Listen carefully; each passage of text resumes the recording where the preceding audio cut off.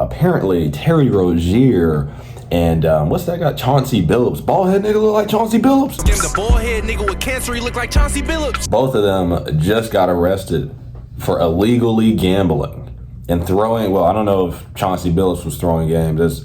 That was more so Terry Rozier, because he was literally like fucking like turning the ball over on purpose. He was literally like faking injuries, things like that. And apparently he had like some of his family members or like people that he knows, like he's close with, put like hundreds of thousands of dollars like on his under.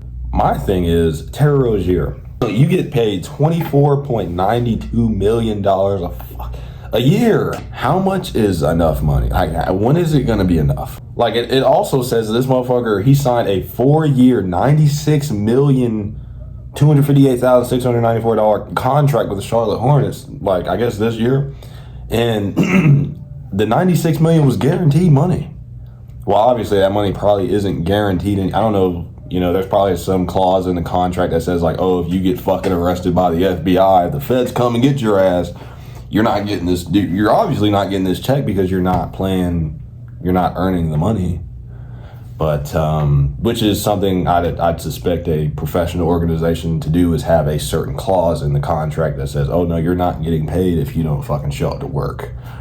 But, man, this just goes to show you how greed can literally ruin your life. Like, what do you, as a person that's a multi-millionaire already, why do you feel the need to risk everything for only, you know, I know this is about to say, only hundreds of thousands of dollars? Like, nigga, you're already making millions. Why do you care about a couple $100,000?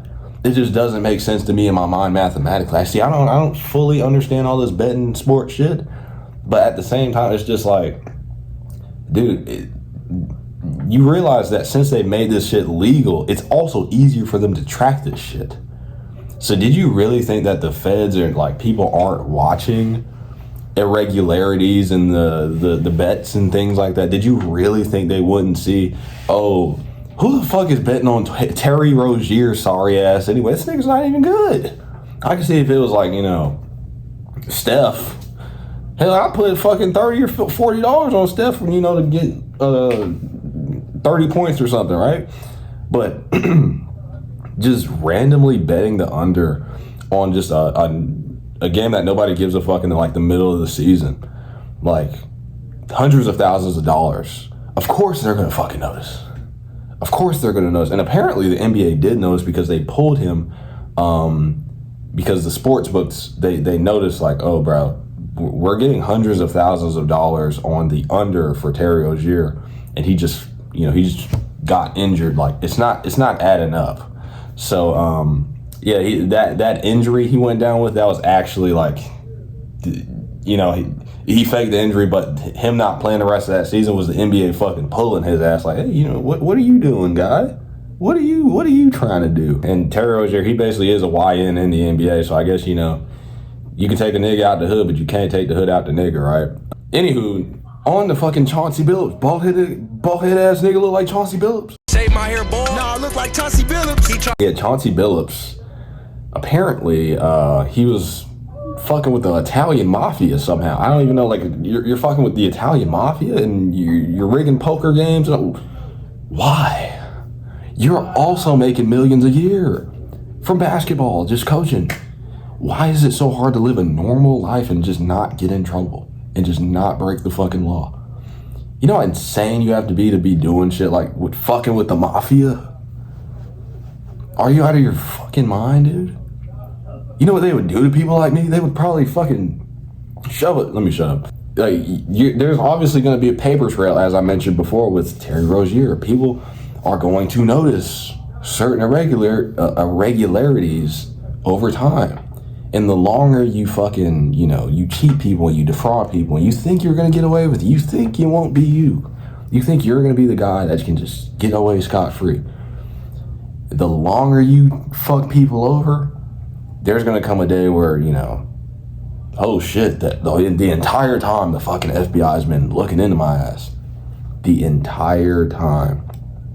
And I saw some shit where Chauncey Billups fucking his his lawyer was like, oh, he was like, oh, we look forward to our day in court. Like, dude, if the feds got a case on you, it's over. You're fucked. You're going to prison. You better accept some kind of plea deal or some shit, bro. He's going away for at least probably 4 or 5 years or some shit. I mean, you're not hurting. You're not physically harming somebody, like killing somebody, right? Like committing a murder. You're just defrauding people. How much time did Bernie Madoff get in prison? Bernie Madoff got 150 years. I don't know what Chauncey Billups would get in prison. Let me ask ChatGPT what Chauncey Billups would get in prison. So apparently he can get the maximum prison time is up to 20 years for each count. And he is convicted of 1, 2. So he has 2 charges. So basically 40 years max. This nigga can get 40 years in prison. But Chauncey Billups, he's already like 50 or whatever. He's old as shit. That's the rest of your life. That's the rest of your life you can get in prison, and the feds got charges on you. So if they get the maximum on your ass to make an example out of you, because why wouldn't they make an example out of you? Why would they want this to just continue going on? You know, why wouldn't they just make an example of you to, you know, deter people from attempting things like this in the future? I don't know, man. This is just an example, like, for you guys out there that's, you know, thinking about illegal activity and defrauding the government and potentially doing da-da-da-da-da to Uncle Sam, trying to get one over on Uncle Sam. Man, shit. The bill always comes due. And this nigga might just be paying with years of his life. Him and fucking Terry Rozier. But, I mean, that's all I got to say for this video. If you guys enjoyed this video, please like, subscribe, and share, and yeah, see y'all later.